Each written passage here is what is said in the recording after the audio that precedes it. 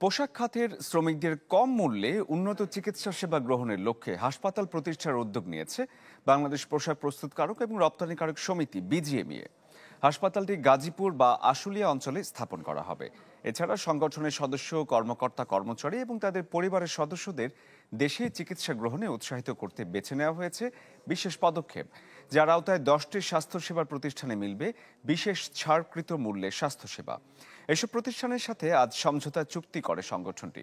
বিজিএমইএর পক্ষ থেকে সভাপতি মাহমুদ হাসান খান সমঝোতা স্মারকগুলোতে স্বাক্ষর করেন।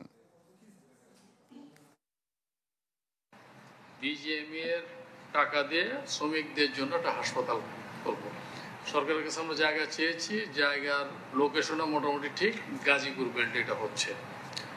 এখানে আমাদের ইতিমধ্যে অনেকগুলো হেলথ সেন্টার আছে এবং মিরপুরে একটা ছোটখাটো হাসপাতাল আছে।